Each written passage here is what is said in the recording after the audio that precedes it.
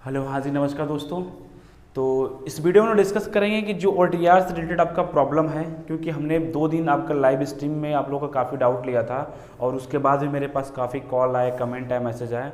तो उसके बाद से और मेरी आज आयोग BPSC में कुछ सर लोग गए भी थे, तो वहाँ से भी कुछ मुझे न्यूज़ मिला है कि आपका करेक्शन कब आ सकता है, बीच में करेक्शन क्यों नहीं आ रहा है। और सबसे इम्पॉर्टेंट पॉइंट ये है कि किन स्टूडेंट को अभी वेट करना चाहिए और किन स्टूडेंट को फॉर्म को भर देना चाहिए।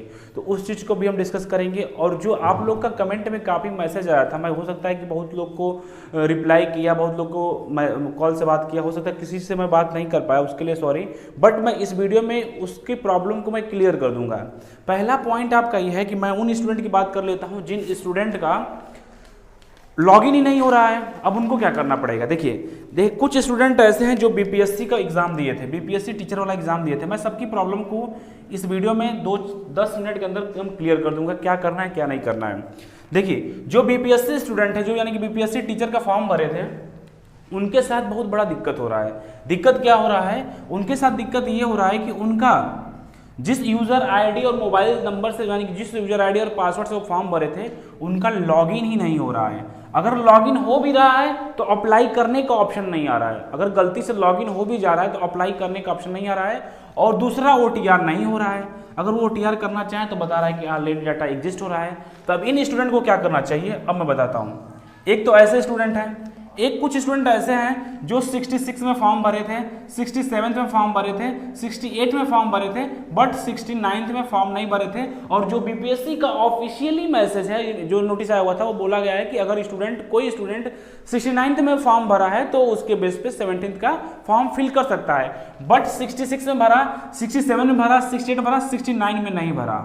अब उसको भरना है 17 में। अब उसके साथ दिक्कत क्या आ रही है? सेम प्रॉब्लम यही आ रहा है। जो उसका पुराना यूजर आईडी और पासवर्ड है, उससे तो लॉगिन हो नहीं रहा है और नया OTR हो नहीं रहा है। तो अब इन दोनों स्टूडेंट को क्या करना चाहिए?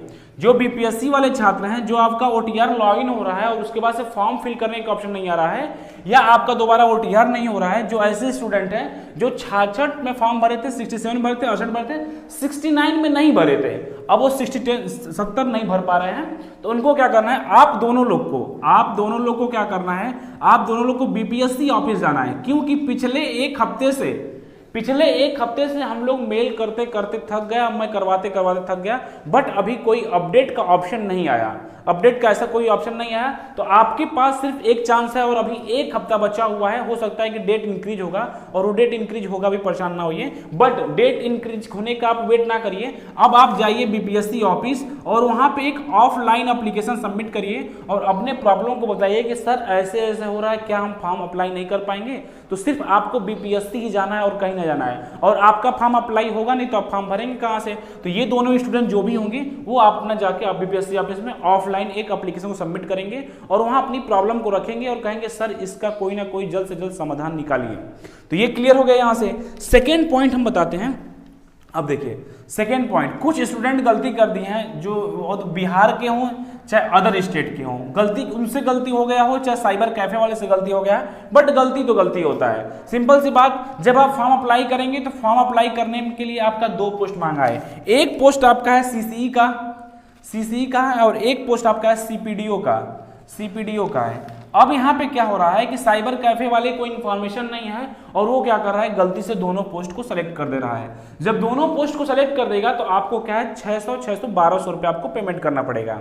अब कुछ बच्चे मेरे पास फोन करके पूछे थे, क्या सर ये इसका कोई ऑप्शन है? देखिए, अगर आपका फॉर्म सबमिट हो गया है, अगर इन दोनों पोस्ट के अकॉर्डिंग आपका फॉर्म सबमिट हो गया है, तो फिर आपको 1200 रुपया पेमेंट करना पड़ेगा और आपके पास कोई ऑप्शन भी नहीं है। ठीक है ना? और आपके पास कोई ऑप्शन भी नहीं है। सेकेंड पॉइंट, कि अगर कोई बिहार का निवासी है और वो SC में आता है, चाहे ST में आता है, चाहे OBC में आता है, और चाहे फीमेल कैटेगरी में आता है, वो क्या है कि अगर ये दोनों पोस्ट को सेलेक्ट करेगा तो उसके अभी फीस उतना ही लगेगा, एक्स्ट्रा लगेगा। और सेकेंड पॉइंट, कि अगर आप बिहार के फीमेल कैटेगरी के हैं, चाहे SC कैटेगरी के, तो आपका जब OTR करेंगे तो वहां पे एक ऑप्शन आएगा, क्या आपको फीस रिलैक्सेशन चाहिए कि नहीं चाहिए। अगर आप वहां पे यस करेंगे तभी आपको आरक्षण मिलेगा, यानी फीस का जो आरक्षण है मिलेगा, अदरवाइज आपको आरक्षण नहीं मिलेगा। अगर आप गलती से फॉर्म को सबमिट कर दिए हैं, अगर मान चलिए कि आप नो क्लिक करके आप फॉर्म सबमिट कर दिए हैं तो फिर आपके पास कोई ऑप्शन नहीं है, आपको एक्स्ट्रा पेमेंट देना पड़ेगा, एक्स्ट्रा पेमेंट देना पड़ेगा। इस चीज का आप लोग ध्यान दीजिएगा। तो जब जो लोग फॉर्म को कंप्लीट कर चुके हैं, जो लोग फॉर्म भर चुके हैं, पेमेंट नहीं किए हुए, तो वो अब वेट ना करें। अगर इस तरीके का प्रॉब्लम आपके साथ फेस हो रहा है तो आप पेमेंट कर दीजिए, अदरवाइज आपका फॉर्म रिजेक्ट हो जाएगा। यानी कि अगर पेमेंट नहीं करेंगे तो फिर फॉर्म फिल नहीं माना जाएगा, तो फिर आप एग्जाम नहीं दे सकते हैं। और अभी तक मैं बता रहा हूं, जहां तक मुझे इंफॉर्मेशन है कि आगे आपको ऐसा कोई करेक्शन नहीं आएगा जिससे आप एक पोस्ट को हटा सकें, क्योंकि आपने फॉर्म को सबमिट कर दिया है। जब फॉर्म को सबमिट कर दिया है तो करेक्शन की कोई संभावना ही नहीं है, आपके पास कोई संभावना नहीं है, आपका करेक्शन नहीं होगा। आप वेट ना करिए, आप वेट करेंगे तो आपका टाइम वेस्ट होगा। अब आपको क्या करना है, आपको फॉर्म को सबमिट कर देना है, जो आपका फॉर्म है उसको आपको सबमिट कर देना है, और आपको टेंशन नहीं लेना है, एक्स्ट्रा पैसा लगेगा कोई दिक्कत नहीं है, बट आपका फॉर्म सही होना चाहिए। जो बिहार की फीमेल कैटेगरी है, अगर आपके साथ ऐसा हुआ है कि आपकी जो ऑप्शन जहां पे यस करना है वहां पे नो हो गया है, तो आप एक्स्ट्रा फीस दीजिए। आप जिस कैटेगरी में बिलोंग करते हैं उस कैटेगरी में बिलोंग करेंगे, कोई दिक्कत नहीं होगा आपको, ठीक है ना। बस आपका एक्स्ट्रा फीस लगेगा, बट आप लोग वेट ना करिए, आप लोग आगे चले जाइए। अब हम लोग एक पॉइंट और उस पॉइंट को डिस्कस करते हैं। मैं आपके हर एक पॉइंट को लिख के लाया हूं, ताकि मैं कोशिश करूंगा कि इस वीडियो में सभी की प्रॉब्लम जो है वो कॉमन है, एक दूसरे से प्रॉब्लम मैच कर रहा है। और मैं 2 दिन लाइव स्ट्रीम लाइव आके आप लोग की प्रॉब्लम सॉल्व करने की कोशिश ले कर रहा था, ताकि जिसका सिमिलर है वो परेशान ना हो। क्योंकि देखिए, अगर मैं कॉल पे किसी को प्रॉब्लम का सलूशन बता रहा हूं, अगर वो प्रॉब्लम आपके साथ है तो मैं सेम वही बताऊंगा। ऐसा नहीं कि मैं उसके साथ डिफरेंट बताऊंगा और आपके साथ डिफरेंट बताऊंगा। जो जेन्युइन प्रोसेस होता है मैं वही बताऊंगा, ऐसा नहीं कि मैं कुछ बता दूंगा। मेरे पास भी एक लिमिटेशन है कि मैं कुछ ऐसे नहीं बोल सकता हूं ना, कुछ जो पॉसिबल है वही बताना चाहिए। फर्जी बताने का कोई मतलब भी नहीं होता है, क्योंकि बच्चे ऑलरेडी परेशान है, उसमें से कोई और आपको कर दे तो फिर काफी दिक्कत हो जाती है। अब सेकेंड पॉइंट हम लोग आते हैं कि अगर आप OTR कर रहे हैं, ठीक है, OTR कर रहे हैं और आपके OTR में सब कुछ सही है, बट एजुकेशन क्वालिफिकेशन गलत हो गया है, आपके मम्मी का नाम गलत हो गया, पापा का नाम गलत हो गया, आपका नाम गलत हो गया है OTR में, तो आपको क्या करना है, और बाकी सब कुछ सही है। मेरी बात को ध्यान समझिएगा, अगर आप OTR कर किए हैं और OTR में सब कुछ सही है, अदरवाइज नेम आपके नेम में, मम्मी के नाम में, पापा के नाम में, और उसके बाद से क्या है आपकी एजुकेशन क्वालिफिकेशन में, ये 2-3 पॉइंट जो मैं बोला हूं, अगर इसमें गलती है तो अब आपको क्या करना है, आपको फॉर्म को आगे फिल करना है। क्योंकि अभी ऐसा कोई करेक्शन प्रोवाइड आपको नहीं किया जाएगा ताकि आप इसमें करेक्ट कर सकें, ठीक है ना। इस चीज को ध्यान दीजिएगा जो मैं बोला हूं, अगर आपके नाम में, मम्मी के नाम में, पापा के नाम में और आपके एजुकेशन क्वालिफिकेशन में कोई गलती से भी गलती हो गया है तो अब आपको फॉर्म को कंप्लीट फिल करना है। अब जब डेट खत्म होगा, करेक्शन आएगा तो वहां पे आपका करेक्शन होगा, बीच में आपका करेक्शन नहीं होगा, तो आपको वेट करने का कोई फायदा नहीं है। अब वेट किसको करना है हम बता रहे हैं, ऐसे कौन से स्टूडेंट हैं जिनको वेट करना है। वेट उन स्टूडेंट को करना है, OTR आप कंप्लीट कर चुके हैं, वेट किसको करना है, वेट उनको करना है अगर आपके मोबाइल नंबर में गलती हो गया है, उसके बाद से आपके ईमेल में गलती हो गया है, ईमेल आईडी गलती हो गई है, और साथ ही साथ आपका एड्रेस में गलती हो गया है, और उसके बाद से क्या है आपके कैटेगरी में कोई गलती हो गया, तो इन स्टूडेंट को वेट करना चाहिए। मैं यहाँ पे एक चीज क्लियर करना चाहता हूँ, मोबाइल नंबर, ईमेल आईडी अगर गलत है तो आप वहाँ चेंज कर सकते हैं। एड्रेस, जो बच्चे पुराने हैं, जो पुराने स्टूडेंट हैं जो 69 में फॉर्म भरे थे, उनके साथ एक बहुत कॉमन प्रॉब्लम आ रहा है कि उनके परमानेंट एड्रेस कुछ और था, अब कुछ और है, फिर वो कुछ और करना चाहते हैं। मतलब प्रेजेंट टाइम में कुछ और है, पहले कुछ और था, तो जो प्रेजेंट टाइम में उसको फिल करना चाहते हैं, बट वो अपडेट का ऑप्शन नहीं आ रहा है। जितने भी लोग OTR अपडेट करेंगे उनका परमानेंट एड्रेस में अपडेट का ऑप्शन नहीं आएगा, बट उनका कॉरेस्पॉन्डिंग एड्रेस में अपडेट का ऑप्शन आ रहा है। तो आपके पास सिर्फ एक ही रास्ता है और कोई रास्ता नहीं है। आप जो कॉरेस्पॉन्डिंग एड्रेस फिल करिएगा उसमें आप परमानेंट एड्रेस, यानी कि जो आपका सही डॉक्यूमेंट होगा, जो आपका जेन्युइन डॉक्यूमेंट होगा, उसके बेस पे आपको फिल करिएगा, क्योंकि परमानेंट एड्रेस को अपडेट करने का भी ऑप्शन नहीं आ रहा है और आगे भी आपका नहीं आएगा। आगे क्या होगा आपके साथ मैं बताता हूं कि जब डेट खत्म हो जाएगी तो हो सकता है कि ये लोग बोल रहे हैं, बात भी चल रही है, काफी तेजी से बात चल रही है कि आपका फुल करेक्शन हो तो आप वहां पे जाके करेक्शन कर सकते हैं। अदरवाइज अगर आप वेट करेंगे तो फिर आपको लास्ट में काफी प्रॉब्लम होगा। और साइट तो जानते हैं कितना अच्छा इसका चलता है, स्टार्टिंग में खराब चलता है तो लास्ट में तो बहुत दिक्कत होगी। तो आप डेट खत्म होने से पहले फॉर्म को फिल करिए। परमानेंट एड्रेस गलत है तो छोड़िए उसको, कॉरेस्पॉन्डिंग एड्रेस पे क्या करिए, आप फोकस करिए। जो आपका जेन्युइन डॉक्यूमेंट है वो कॉरेस्पॉन्डिंग एड्रेस के अकॉर्डिंग आप फॉर्म को आगे फिल कर सकते हैं, टेंशन नहीं लेना है। एक पॉइंट हम लोग आते हैं कैटेगरी वाले पे।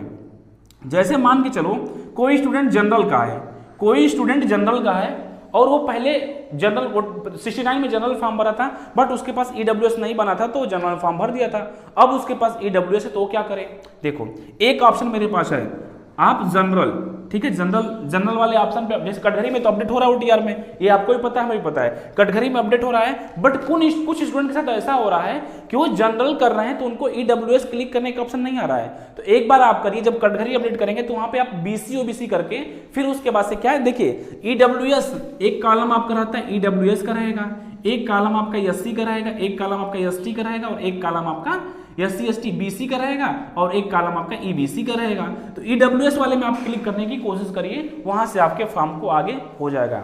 अब किन स्टूडेंट को फॉर्म भरना ही नहीं है, किन स्टूडेंट को ऐसा है कि फॉर्म को वेट करना है, ऐसे कौन से स्टूडेंट है जिनको फॉर्म का वेट करना है। देखिए पहली बात कि अगर आपका डेट ऑफ बर्थ गलत हो जाता है, डेट ऑफ बर्थ अगर फॉर्म में आपका गलत हो जाता है तो आपको फॉर्म को कंप्लीट नहीं करना है, आपको वेट करना है। अगर आपका क्या करना है, डेट ऑफ बर्थ, अगर आपका डेट ऑफ बर्थ गलत हो जाता है तो आप क्या करिए कि पैन कार्ड के थ्रू फॉर्म को फिल करिए, आपका वहां से फॉर्म फिल हो जाएगा अगर डेट ऑफ बर्थ गलत होता है तो।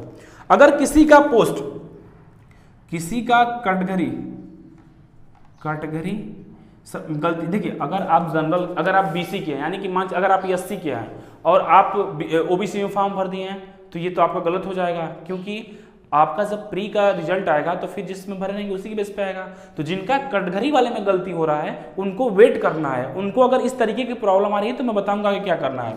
डीओबी वाले को मैंने बताया है कि आपको क्या करना है, अगर आप आधार कार्ड से फॉर्म भरें तो पैन कार्ड से फॉर्म भरिए, पैन कार्ड से फॉर्म भरें तो आप आधार कार्ड से फॉर्म भरिए, आपका रजिस्ट्रेशन हो जाएगा, क्योंकि डेट ऑफ बर्थ काफी इंपॉर्टेंट होता है। सेकेंड पॉइंट पोस्ट, जैसे पोस्ट में मैंने बताया था 2 पोस्ट था, 2 पोस्ट के लिए अगर आप फॉर्म भरे, 2 पोस्ट था, अगर गलती से किसी स्टूडेंट का जिस पोस्ट पे वो फॉर्म भरना चाहता है उस पोस्ट पे फॉर्म ना भर के अदर पोस्ट पे फॉर्म भर दिया है तो ऐसे स्टूडेंट मेरे पास कॉल कर सकते हैं। कैसे स्टूडेंट, ऐसे स्टूडेंट जो स्टूडेंट की आप मान लीजिए सीसीई है और एक सीपीडीओ है, अगर दोनों में से कोई जिस ऐसे पोस्ट सेलेक्ट हो जाता है जिसमें आपका वो क्वालिफिकेशन ही नहीं है तो ऐसे स्टूडेंट मेरे पास कॉल कर सकते हैं, मैं बताऊंगा उनको आगे क्या करना है। डीओबी वाले को बताया है कि आपको क्या करना है, दूसरे आईडी से फॉर्म भरना है। कैटेगरी वाले क्या करें, वे वेट करें, उनको ऑप्शन मिल जाएगा। ऐसा नहीं है कि कुछ स्टूडेंट को मिल रहा है कुछ स्टूडेंट को नहीं मिल रहा है, तो आप थोड़ा सा वेट कर लीजिए, आपको अपडेट का ऑप्शन मिल जाएगा, ठीक है ना। तो ये चीज ध्यान दीजिएगा, किसको फॉर्म को कंप्लीट करना है किसको कंप्लीट नहीं करना है, ये आपको जानना बहुत जरूरी है। आगे कुछ पॉइंट है हम उसको देख लेते हैं। देखिए अगर आपका फॉर्म सबमिट हो गया है, मेरे पास तो एक बहुत कॉमन सा मैसेज आया था, बहुत से स्टूडेंट मैसेज किए थे कि सर मेरा ईमेल आईडी ही गलत हो गया है बट फॉर्म सबमिट हो गया है। तो मैं उनकी जानकारी के लिए बता देना चाहता हूं कि अगर आपका ईमेल आईडी गलत हो गया है, अगर आपका ईमेल आईडी गलत हो गया है, सपोज आपका मोबाइल नंबर और ईमेल आईडी, आपने फॉर्म को सबमिट कर दिया है, आप अपने फॉर्म को सबमिट कर दिए हैं, मोबाइल नंबर अगर आपका सही है, ईमेल गलत हो गया है, तो आपको परेशान नहीं होना है। आपका जितना भी डॉक्यूमेंट वेरिफिकेशन होगा, जो आपकी सैलरी होगी, जो आपका हर एक चीज आपके मोबाइल नंबर पे आएगा, ठीक है ना। तो आपको इसके लिए परेशान नहीं होना है। अगर आपका ईमेल गलत हो गया, आप फॉर्म सबमिट कर लिए हैं, तो फिर आपको दोबारा अपडेट करने का ऑप्शन नहीं आएगा, ठीक है ना। दोबारा अपडेट करने का ऑप्शन नहीं आएगा और करेक्शन में भी ये चीज आपको नहीं दिया जाएगा। तो आपको परेशान नहीं होना है। अगर आपकी ईमेल आईडी गलती हो गई तो उससे कोई दिक्कत नहीं, ईमेल आईडी से कोई प्रभाव नहीं पड़ता है। बस आपका क्या है, मोबाइल नंबर सही होना चाहिए, मोबाइल नंबर आपके पास होना चाहिए, क्योंकि हर एक प्रोसेस जितना भी बीपीएससी का प्रोसेस होता है सब मोबाइल के थ्रू आपको अपडेट दिया जाएगा। तो इस चीज से भी आप लोग निश्चिंत रहिए। नेक्स्ट हमने आपको बता दिया है, कैटेगरी का पॉइंट बता दिया है, और जो आप लोग का एजुकेशन क्वालिफिकेशन, हाँ अगर आपके फॉर्म में एजुकेशन क्वालिफिकेशन में गलती हो जाता है या कोई इशू हो जाता है तो फिर उस चीज को आपको क्या करना है, आगे फिल करना है। मैं एक पॉइंट फिर से रिपीट कर देना चाहता हूं, मैंने स्टार्टिंग में बोला था, ऐसे स्टूडेंट जिन स्टूडेंट का ना तो टीआर हो रहा है ना तो लॉगिन हो रहा है,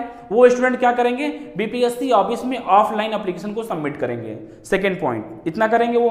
दूसरा पॉइंट, अगर आपके एजुकेशन क्वालिफिकेशन में गलती है, अगर आपके एड्रेस में गलती है, अगर आपके फादर्स नेम मदर्स नेम में गलती है, तो आपको क्या करना है कि आपको फॉर्म को कंप्लीट करना है, और कंप्लीट करने के बाद से क्या करना है, बीपीएससी को आप एक एप्लीकेशन को सबमिट करेंगे। अगर आप पटना से बिलोंग करते हैं, अगर आप बिहार से बिलोंग करते हैं, तो पॉसिबल हो सके तो आप अपनी प्रॉब्लम को ऑफलाइन एप्लीकेशन के थ्रू वहां सबमिट करिए, ताकि जब लास्ट डेट हो जाए, खत्म हो जाएगा, तो करेक्शन दिया जाएगा। हाँ, करेक्शन के बारे में हम बात कर लेते हैं। करेक्शन आपका कब आने की संभावना है?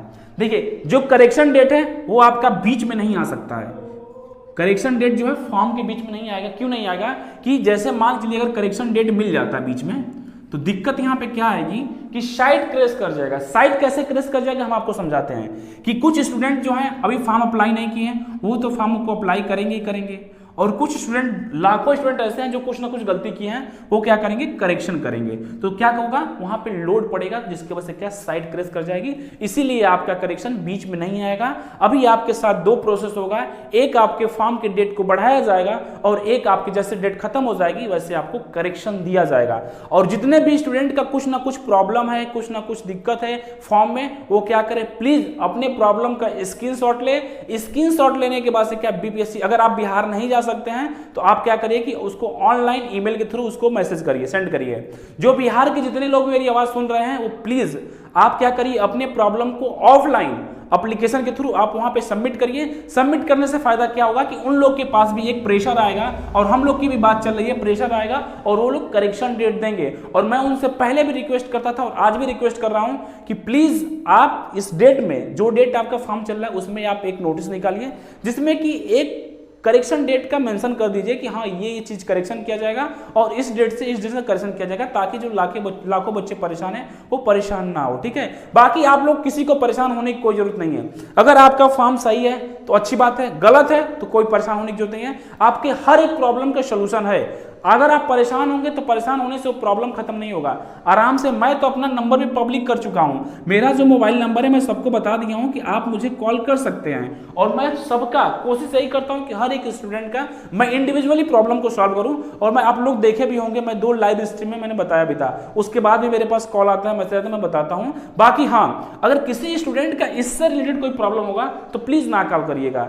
मतलब इसलिए, मतलब कि जो मैंने बताया है अगर वो चीज बार बार पूछेगा तो कोई मतलब नहीं निकलता। अगर आपका कोई डिफरेंट प्रॉब्लम होगा, जैसे आपको लगे कि जो चीज मैं एक्सप्लेन नहीं किया, मैं यहाँ छूट गया है, उसके लिए आप मुझे पर्सनली कॉल कर सकते हैं। मैं आपको टाइम दूंगा और आपके प्रॉब्लम का सोल्यूशन बताऊंगा आपको क्या करना है। लेकिन साथ ही साथ सभी स्टूडेंट से मैं रिक्वेस्ट करना चाहता हूं जो बिहार के हैं, अपनी अपनी प्रॉब्लम को या तो मेल करिए या तो कोई आपका भाई बहन जो वहां बिहार पटना में है, वहां बीपीएससी ऑफिस में ऑफलाइन एप्लीकेशन को एक सबमिट कराइए और अपने प्रॉब्लम को उस एप्लीकेशन में मेंशन करिए। ठीक है, तो ये आपका अपडेट था। आप लोग परेशान ना होइए, करेक्शन डेट 100% आएगा। सब लोग बात कर रहे हैं, सब लोग रिक्वेस्ट कर रहे हैं बीपीएससी से, करेक्शन डेट आएगा। बाकी किसी स्टूडेंट को, मैं फिर से बोल रहा हूं, किसी स्टूडेंट को कोई लगता है कि बहुत जेन्युइन प्रॉब्लम है, बहुत परेशान है, तो मेरे यूट्यूब के डिस्क्रिप्शन टेलीग्राम चैनल है, व्हाट्सएप नंबर है, आप हमसे वहां से कांटेक्ट कर सकते हैं। मिलते हैं आप लोग को नेक्स्ट अपडेट में। धन्यवाद, जय हिंद।